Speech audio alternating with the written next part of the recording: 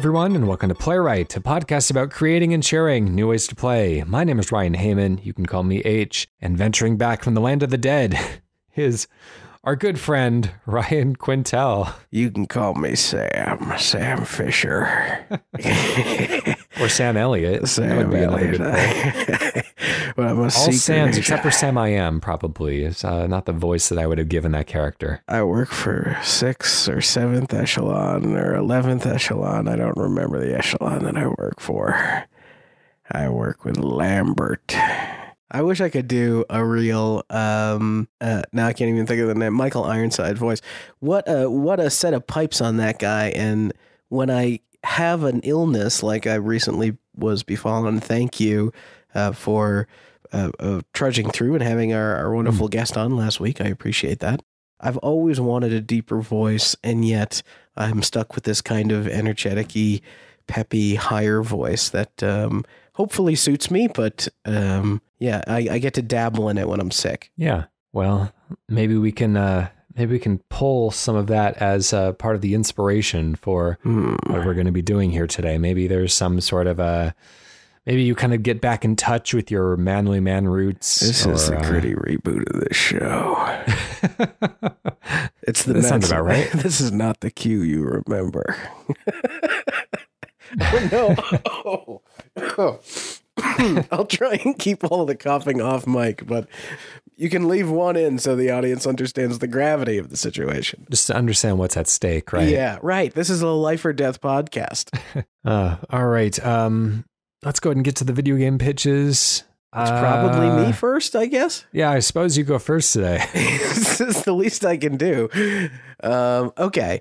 I want to pitch to you a game where you are on an adventure. Maybe it has some light role-playing elements, but you have to communicate, and things are communicated to you entirely in emoji.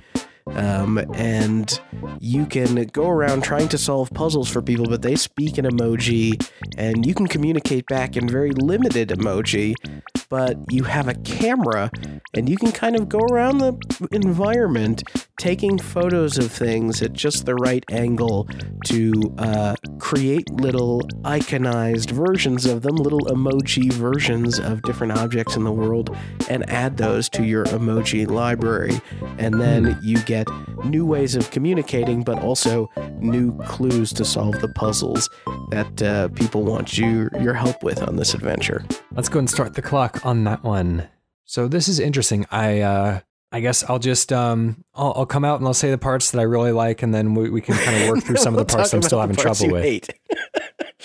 I don't hate anything about it. I appreciate it. I think there are some parts I am gravitating more towards than the other parts. So I really like the idea of going around this island and taking pictures of things, and then those pictures kind of becoming emojis. It kind of has that Pokemon Snap kind of recognition of what's in the picture. You have to get a good picture of whatever it is that you're shooting to for it to translate into an emoji. What I don't understand is what kind of puzzles are you solving? Like you're trying to communicate with the villagers. I get that you're maybe perhaps kind of commodifying these emojis and creating there's an economic desire for emojis that people are willing to pay for. Oh, interesting. But like what kind of puzzles are you solving? A mystery? Are you some sort of detective? Like what is the rest of the framing of this? Well, we could certainly go there. I mean, it is Playwright, and we haven't hit our detective quota for the episode yet. But I do like the idea of when you're taking the photos, say Pokemon Snap style, you have to wait for your moment in a sense, like maybe, or you have to get an angle where your emoji scanner only emojifies when it sees an object or something on a solid background. So you have to catch, a bug in the sky or a bird.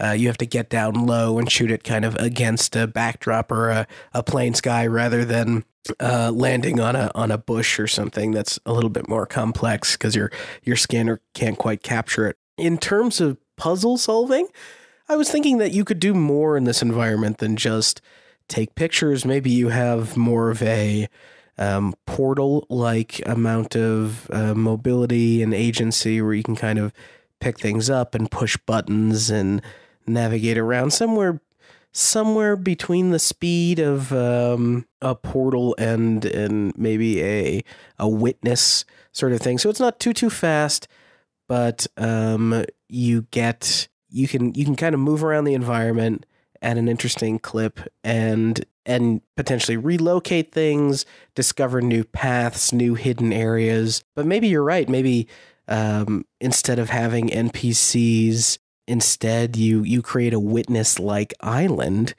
and you show like glyphs on different doors and different bulkheads and different things. And now your job is to go and photograph the proper emoji in order to unlock those different pathways or those different switches. And it's more the entire island itself is a puzzle that you're constantly on, like a giant interactive I Spy. You know, one game I wanted to bring into this is a little indie gem from last year published by Humble Bundle, I think, called A Short Hike, which is a really lovely little game. It's kind of a miniature Breath of the Wild. You know, it was described on the end of the year show where you play this little crow who is trying to get to the top of this mountain, and all of these tasks that you can perform for the villagers throughout the island grant you more gold feathers. And those gold feathers are just like meters that allow you to climb higher and to glide further. And so it's kind of like, you know, Breath of the Wild stamina meters in that way. So all these little side quests that you can choose to complete or ignore make it a little bit easier for you to climb a bit higher and get to that next, you know, point where there are more villagers, where there's, you know, more things to do, more things to jump and glide to. So it's a really nice game. It probably takes an hour or two to play, but it's a really lovely experience.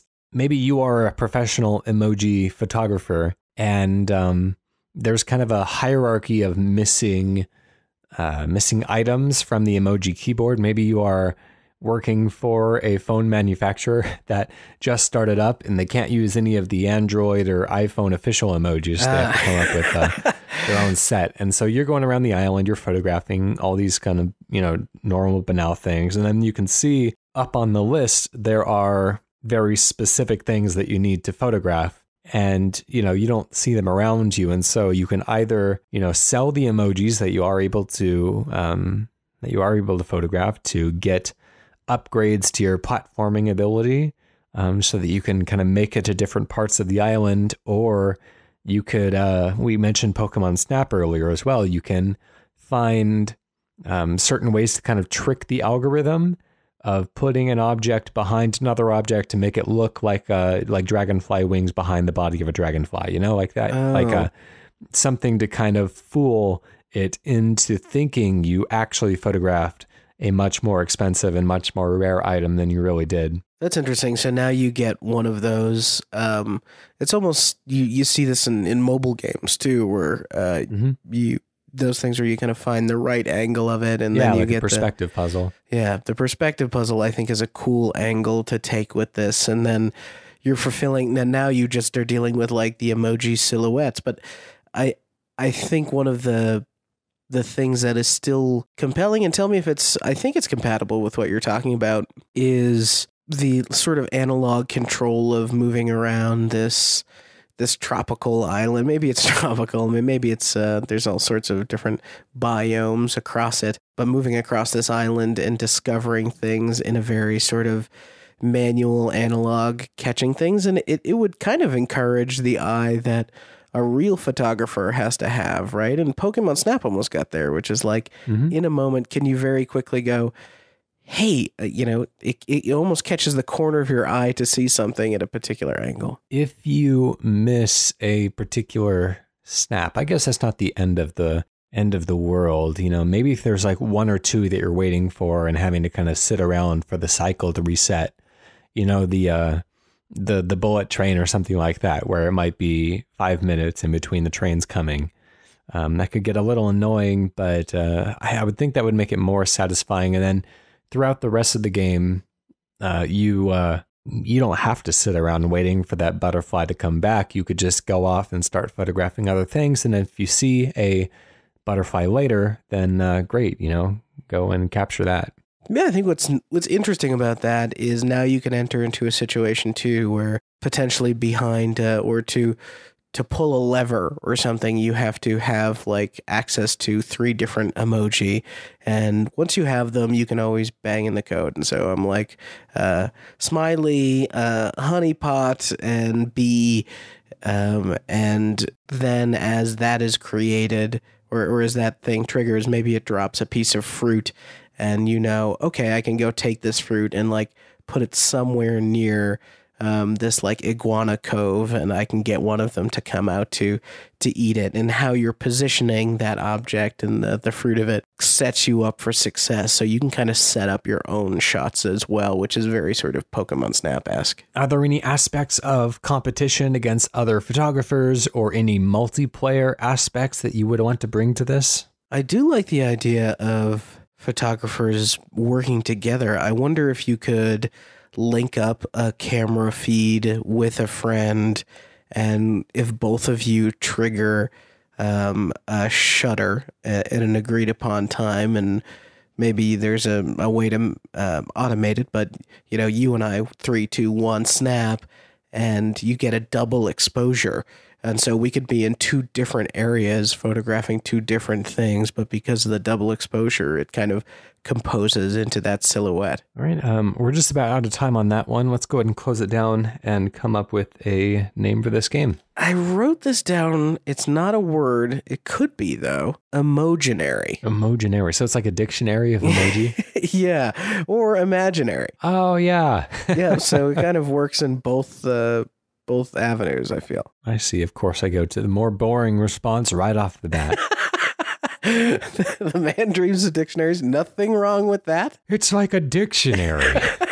All right, Emojinary. I like that. Oh, that's a good one. Now that it really hit me. All right, my pitch for the day is you must economically manage the Star Wars universe as the Empire. Oh. Decide how much you want to micromanage each planet to extract taxes, crack down on crime, or let crime flourish and take bribes. You can choose how to use the money. Do you build a Death Star? Do you invest in the planet's infrastructure and ecosystems? Do you let each planet's government rule itself with minimal oversight, or do you rule with an iron fist? So I was really inspired by the conversations that they were having on the Death Star in the first Star Wars movie, right before that one unfortunate idiot in the Empire started mouthing off to Darth Vader, you would do well to forget your ancient religions, how well it's done to capture the Rebel Alliance so far. It's uncanny. Come on. You're just asking for it at this point. Yeah, this right. is Darth Vader. Yeah, that dude's getting choked out. But anyways, they were discussing before about how, the Death Star allows them some extent of oversight without having to deploy people and manpower on each of the planets. Let all the planets kind of govern themselves, but with the threat of basically planetary annihilation looming over them if they step out of line. So I was curious if there are other ways to take those economic decisions. Ruling an entire galaxy is an unimaginable task. So let's start the clock there and see what we can do to take this in different directions. I love this idea. I'm surprised I didn't come to it at some point. But the football manager version of managing an empire, because managing an empire must be quite mundane in many aspects of it. But I love the idea of just having the galactic map and being able to kind of highlight things and treat it almost like as a civilization thing. And so you're choosing to do things like upgrade security on planets, and station troops on there, and maybe stationing troops. And this was a mechanic, I think, in like Civ 4. If you station some, people feel protected. If you station too many, people feel threatened. And so like the productivity of that planet kind of starts to tank. So you get this delicate balance of, I believe Princess Leia said, the tighter you squeeze, the more systems will slip through your fingers. So you almost want to manage your evil empire with kind of a light hand, potentially, to be economically successful. Yeah. So what does that mean that the planets will slip through the fingers? You know, how does that actually manifest? Is it just driving more people towards the rebellion, or are there other ways in which you can fail by, you know, keeping too tight of a grip? That's a good question. So I think what you're trying to optimize, right, is like theoretically a planet that is under Empire rule. All of that planet's like profit and or resources must also go directly to the Empire. So the Empire, you know, we have a large fleet of ships. It must take a lot of food and power to keep all of these 10 million Star Destroyers up and about. The idea of being able to see how different planets are contributing to your resource allocation, and then kind of macroing your micro, as they say, and have like economic production is up, and really the only reason an empire would even care about morale at all, because it really sort of it's only a means to the end of control, and control is just for resources. I wonder if like you get down to like installing empire lackeys in local governments and that level of control. You have to imagine that the number of people that you can really trust and that are really dependable must be a limited resource as well. Yeah, I think it's, I like the idea of betrayal and finding out that some of your planets have actually been like siphoning off resources or potentially feeding you false information. And so you have to send like inquisitors to different planets to like check and see if they're being honest about their outputs. And that's like a risk reward sort of thing. Where sending an inquisitor can be something that like turns a planet's government against you because they're sort of very forceful and very intimidating. You know, it's like taking a role, right? And the other side of the coin is that that planet becomes more productive because potentially they redoubled their efforts, as they say on the Death Star, to get you more out of without creating any burden of like additional support from you. I think another aspect of Star Wars that makes it interesting is that you also have to factor in the magical elements of it on both ends. So potential Jedi that are opposing you, maybe you have to choose whether or not to initiate Order 66 or whatever it was to wipe out all the Jedi, or maybe there's only a handful of Jedi left that have survived, and it's up to you to either track them down or just kind of let them be and assume they're not going to be a problem, or maybe try to operate the galaxy in a just and respectful way that would not incur their wrath if they do choose to rise up. You know, maybe you treat everyone so well enough, there is no rebellion. One small administration note that is worth addressing did you see the latest Star Wars movie? Yep. Order 67 is the order that the Emperor gives. I need to know what the first 65 orders were, because and the fact that there were 0 orders between episodes 3 and episode 9. Right, exactly. No additional orders were given while he was running the entire show, which is very strange. Or maybe only the big ones get the numbers. The rest of them are just your run-of-the-mill orders. I was kind of disturbed during that movie, thinking like, where is he getting the money? And because like they spoke in the original trilogy about how like the economic impact of building a Death Star, and like this is a huge expenditure, and like, you know, nobody could possibly build a building or a planet-sized space station. You know, only the Empire has that kind of money. But then you got the sense that it's like the Empire has just that amount of money. And it's like, then, you know, we get to episode 9 and they're just like, it's just some backwoods kind of a planet in the middle of nowhere with this dude that doesn't even have a valid credit card or social security number any longer, is somehow just given unlimited resources to build his army in whatever way he chooses. It was implied that he was able to summon the ships and like, so wait a minute, the Emperor can like make steel and like cafeterias and shit out of thin air? That seems Was crazy. that the implication? I missed that. I think so. I think it was like he's been conjuring up this fleet. Maybe that was just an allusion to like he's been acquiring it somehow. But like most J.J. Abrams movie works, it kind of like sounds good in the moment, and then like the next day you're like, what just happened?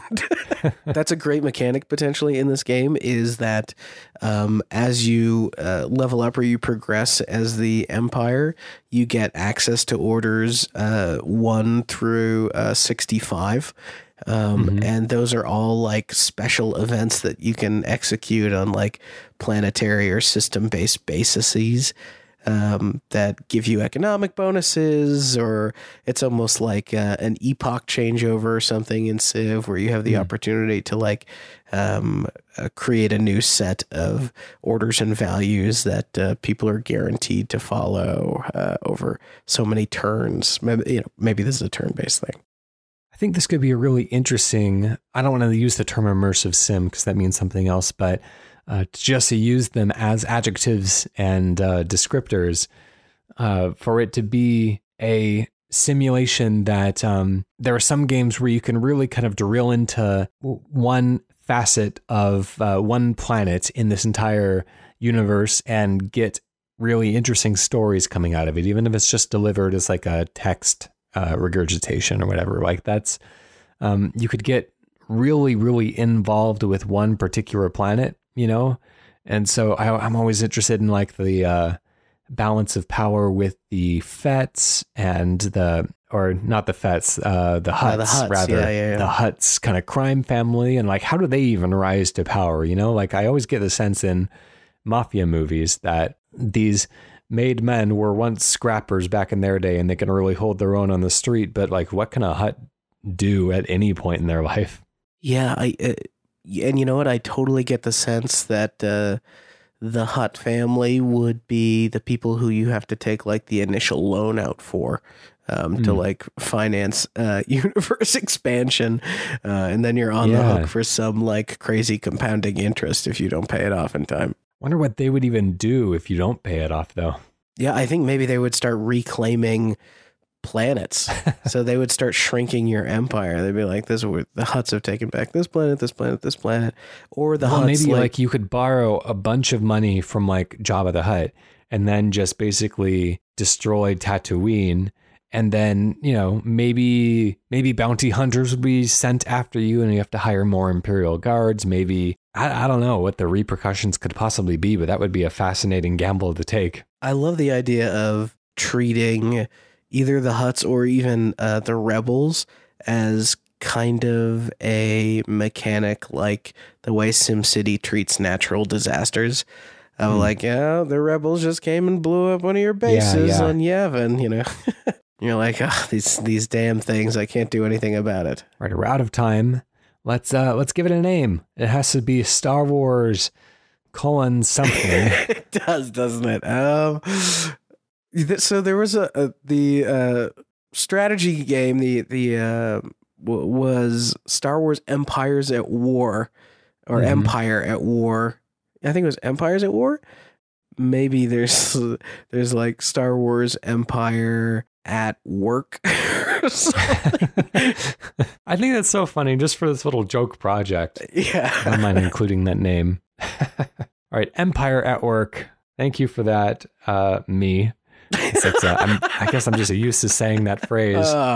I leave you alone for 1 week. I know, and I'm completely rusty on the other end of it. All right, let's head over to our community. This is an email that comes from Joey Dyer, who says, "Hello, I'm a new listener and love the podcast. I'm constantly yelling out suggestions to the both of you on my commute. Hey, if we rode the same bus, then, maybe we could, can incorporate more of them into the show. But I do appreciate that you have started writing them out in emails. This is a very good step forward. Yeah. And here's proof that is the effective way to get us to respond. Exactly. Yep. There we go. An idea I've had for a game involves a powerful wizard performing some sort of ritual to become the most powerful magic user in existence. But when reading the incantations for the ritual due to a typo, he ends up transforming himself into a lizard instead. I imagine the goal of the game would be to somehow find a way to undo the spell. You'd also unlock magic and or reptilian abilities throughout the adventure. Anyway, thanks again for the great work. All right, Joey, this is a good one to start off on. Let's go ahead and start the clock there. I like the lizard wizard pun. It's a nice rhyming phrase there. Yeah, I think it's a clever idea. As you I feel like it would be a point and click adventure game. What is the that series of point and click adventures starring a wizard? I think it was voiced by one of the Monty Python cast. Discworld series. It's a comedic point and click adventure game starring a wizard. I think that wizards are very at home in that type of environment, but of course we don't have to limit it to that. We have a world of possibilities in front of us.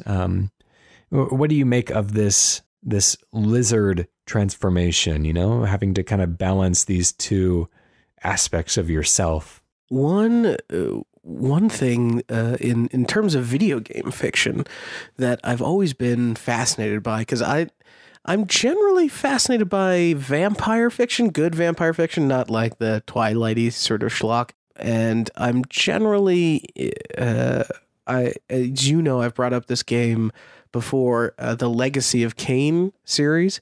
Mm-hmm. Well, the sort of in that universe is fiction.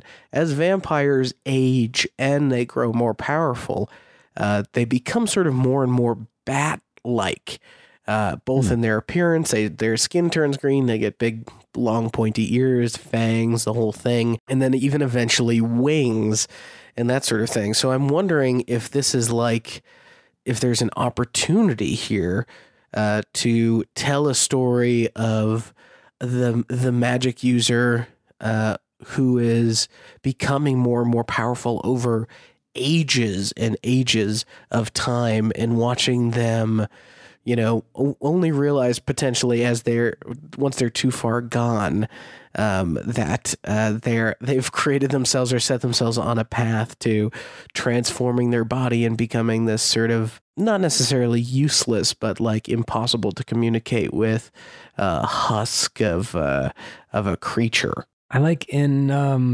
the Dracula movie that came out in the 90s with Gary Oldman, Keanu Reeves. I like that Dracula would transform into these different animal forms. He'd be a giant kind of monster bat or a werewolf type of creature. And you got the sense that he could draw, of course, a lot of power from that, but he would lose a part of his sentience. And so maybe as you become more powerful as a snake, which you need for survival, you're kind of giving up aspects of your personhood. When you restore yourself, you lessen your capacity to learn magic or something like that. I feel like that kind of long-term punishment for choices that you potentially make fairly early on feels kind of unfair, and it would lead, I think, most players to really kind of min-max their decisions, to either go full snake or to go full wizard and never engage in the fun aspects of the other branch. So I'm not sure if I'm fully settled on that yet. I've been tossing around this idea for a pitch, but it's kind of a half thought, and I wonder if it like plays well or is compatible with this, which is the idea of a skill tree being a true test of skill, where maybe you're playing a game as this magic user. In order to kind of get new skills, you have to partake in these challenges. Rather than like earning a skill point and spending that skill point. Instead, it's more like a challenge map or an isolated sort of combat challenge to be solved. And then what you could do is make the tree, if there's like, say, 2 trees, one of them is the lizard tree, one of them is the wizard tree.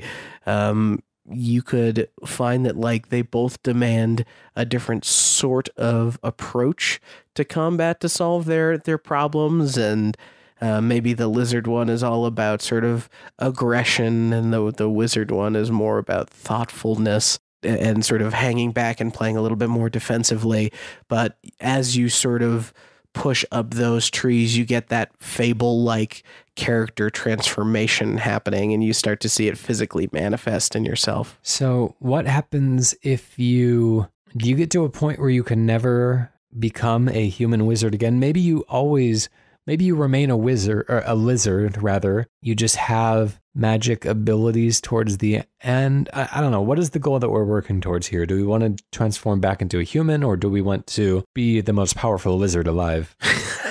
That's a good question. I think that maybe what you could do is throughout the game, let's say there's a Dragon Age like system built around this, interacting with people as you become more and more lizard, you start to you really start to scare people. You really start to become ostracized from society. People that you might need as resource vendors, or people who you might need as, or had at one point in your party as allies, abandon the lizard. And it's like a story of xenophobia in a way, but or lizard phobia, yes, in a way.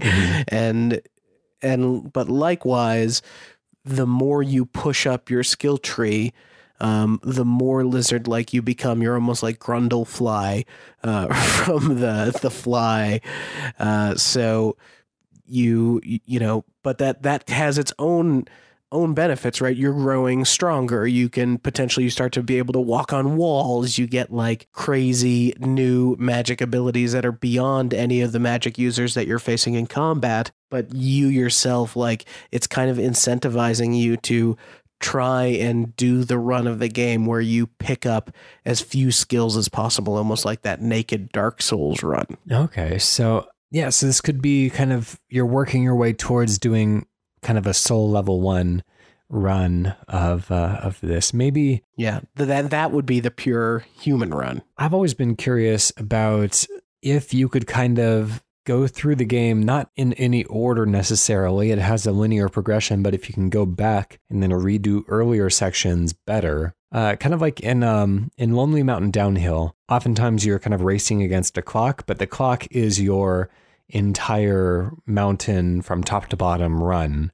But it's broken up between like 5 different checkpoint areas, and you're given a time for how long you did each checkpoint. You can try it and try again to get it through that checkpoint area as fast as possible. And I always wondered, if you got to the end and you were just a second over, if you could just go back to one section, redo that, shave a second off your time, and then get that victory. Maybe that would be an interesting way to take a kind of adventure-ish Dark Souls-y kind of game, where you could go back to earlier missions, try to get through with fewer aids along the way, and preserve more of that humanity. And so you're never too far gone. You can always go back and do it. It's just more difficult. Your skills have evolved as a player, and you can push yourself farther than you could at the time. I like that idea, and I like the idea of kind of how do we do we want to incentivize someone for being a little bad or subversive in that system? A person who wants to become the most powerful wizard of all time, as I'm reading the text, the initial pitch almost reads as like it was a mistake to become the lizard, right? Or it happens in an instant, and we've been talking about transformation in many ways. I wonder if there's like a way to hide the idea that you're becoming this thing, or sort of drop it on the player in a shocking moment. You can always wear long cloaks. Maybe you have to do that as you go into town, like in Divinity Original Sin 2, when you play as one of the skeleton people, you have to wear a mask at all times. Otherwise, people will clock you as being a skeleton and become very scared of you. Yeah, or you have to get the outer Outer Wilds, Outer Worlds has the sort of perception filter that you can put on yourself so that people don't know who you are for some period of time. So you have to kind of keep that spell going and have a constant mana drain while you're in these towns. All right, we are past time there, so let's close it down, give it a name. There's so many, I mean, the wizard pun is right there. So, I mean, there's so many different directions. You're a lizard, Harry. Lizards of Waverly Place. Oh my God. You're a lizard, Harry. Maybe if he is what a named terrible Harry. What a terrible name for a video game protagonist, Harry. You have a fun last name, you know? Yeah, Harry. yeah. I do kind of like it. Lizards of the Coast. We're kind of putting it in the title at this point that you're becoming a lizard. So the thought of hiding it from the player is now out the gate. It could just be presented in a fun way. I typed in wizards. You already got it. Wizards of Waverly Place. Wizard's Chest. Oh, Lizard's Chest is not bad. The Lizard of Oz. The Lizard of Oz. That actually feels good to say for whatever reason. The Washington Lizards. a lot of dumb stuff. I think you could also get away with just calling the damn thing Lizard, but put it in one of those wizardy fonts so it looks like a thing. But what did you say? I'll go with Lizards of Waverly Place or Lizards of the Coast. Or I think You're a Lizard, Harry is the strongest of the joke choices. Because it is just like somebody having to sit him down, just explain it. Like, you know what? You can't. There have been mistakes. Make me laugh that good on these episodes. Not yet. I'm gonna call Lambert. I'm gonna call Graham and send her your way. All right. Well, while you are dying of your cold, we would like to thank Joey Dyer for sending that one in. It's a tenuous connection at best. But anyways, that was emailed to us, playwrightcast@gmail.com. You can also go to our website, playwrightcast.com/pitch. To submit your own pitch, you can tweet us at playwrightcast, and in all of those instances, it is spelled PLAYWRITECAST. Special thank you to PROTODOME for the use of our theme song "Hello World" off the album Blue Noise. And hey, quick shout out, I think it just dropped today. Congratulations to the small team who made Kentucky Route Zero for putting the rest of their 7 game years out. now. Isn't that crazy? That's dedication, and it's a very good game. I'm really looking forward to finishing it.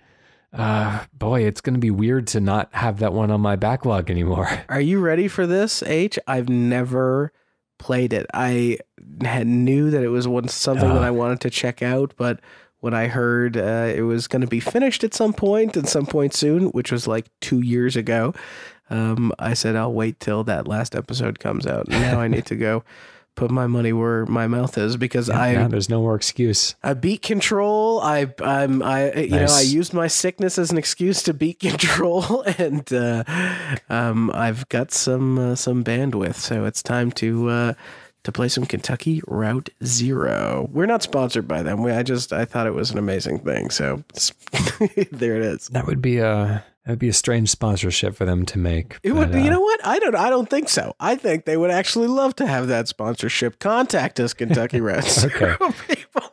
We'll make it happen. No, I would love to sponsor the game. I would do it for half the price they would pay Giant Bomb. Nay, a quarter of the price. If only we could offer a quarter of the listeners. Yes. That's enough for today. Q, why don't you take us out with a miniature pitch? You'll have to forgive me. You have dark thoughts when you're sick. But my mini pitch is a video game where you go around as a detective trying to uncover any piece of evidence that would convince Republicans to impeach the hell out of the president of the United States. The problem is you could never present it because they would, of course, vote against any evidence being presented. Right. That's too bad. It's a lose-lose situation. Yeah. Anyways, thanks for listening, everyone. We'll catch you again next week. We'll be in better health and in better spirits, hopefully. No promises. Bye.